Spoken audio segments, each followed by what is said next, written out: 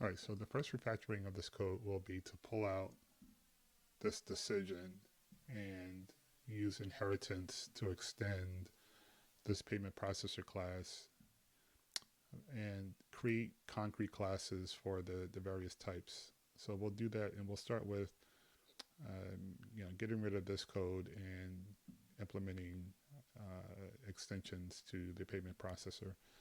So let me start with creating some concrete types, and we'll call the first one payment processor credit.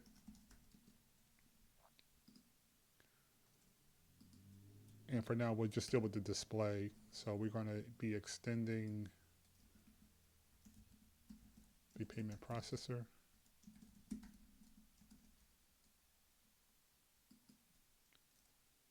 And we'll start with the display. So we'll have a string being returned from the display method.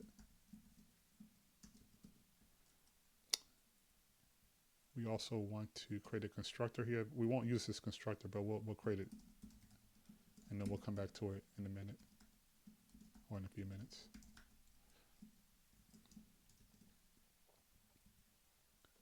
And if we go back to the payment processor, we want to take this string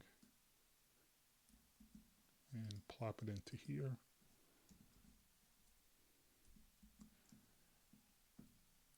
And we want to do, and we'll come back and fix these issues.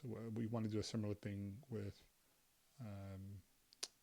the PayPal. So we'll create a concrete class called PayPal, payment processor, PayPal. And again, that will extend payment processor. And again, we'll create a constructor here that we won't use right away.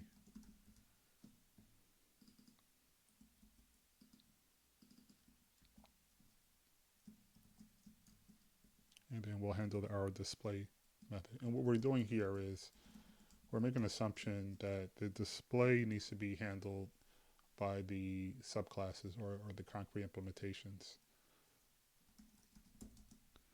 So for this one, we're going to return displaying PayPal information from concrete class. And we'll do something similar for credit, displaying credit payment information from concrete class. Now, this is failing because we have a parent class that has a constructor. We're not calling that constructor, but we don't really need that constructor any longer because we're going to make the decision on which concrete implementation to call or to create from the API class. So we don't need this anymore. We don't need this code anymore. And because we're saying that the subclasses or the concrete implementations will implement display, we don't need this constructor. We can make this an abstract method here, which will also necessitate that we make the class abstract.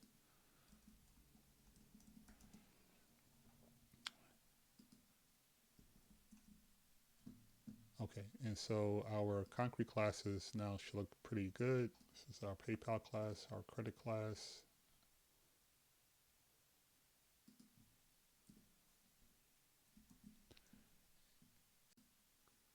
Okay, so now we have an issue with our API class.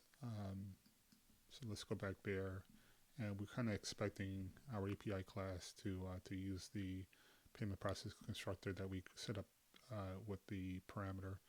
Now that we no longer have that, we can get rid of this and just make this null. And we're going to make the decision to use the type here. So if I add a switch statement here, and I'm going to set this up so that when we are dealing with credit, we're going to assign the payment processor to the concrete implementation for credit. So this would be new payment processor credit.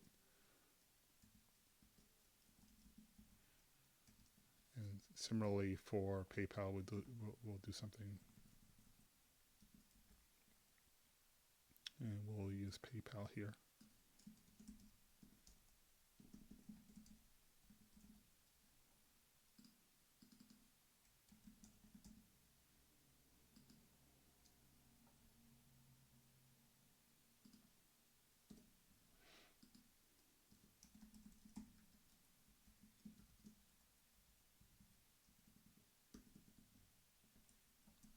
Okay, so that refactoring should give us a cleaner code base to work from. We are still relying on the payment processor, but now we're delegating the display to the concrete implementations.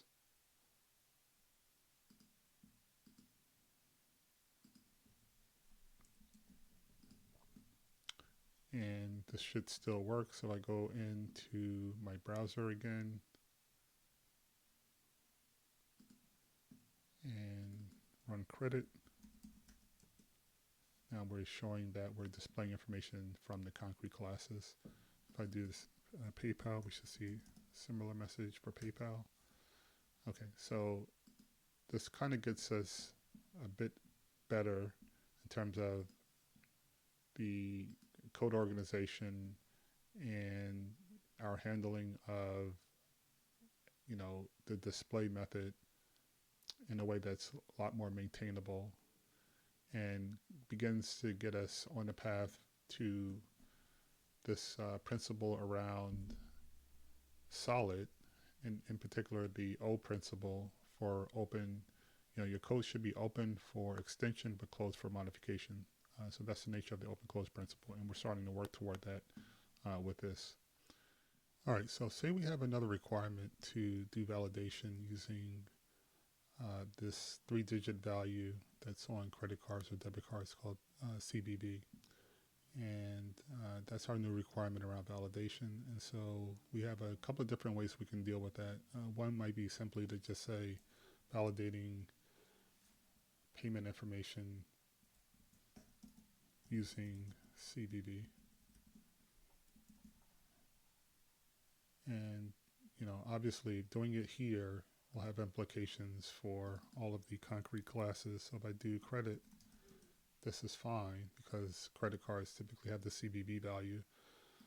But if I do PayPal, obviously this is not going to work. And so this is probably not a good solution. And if we go back to our payment processor, modifying the parent class doesn't make a lot of sense.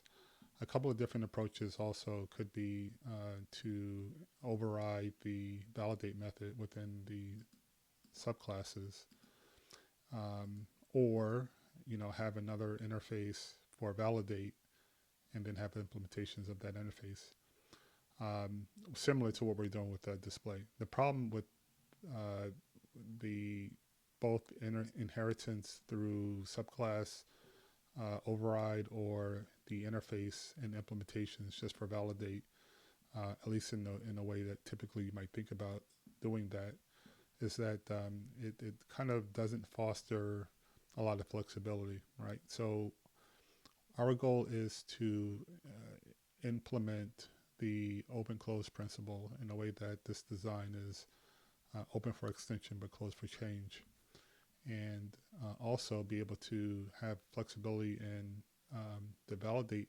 algorithms such that we can make a decision at runtime in terms of which algorithm to choose. And what we're really doing, or what we're really saying, is we don't want to lock the implementation of validate into the subclasses. We want to separate that out because that's going to foster maximum reusability and minimize code duplication. So that's our goal here.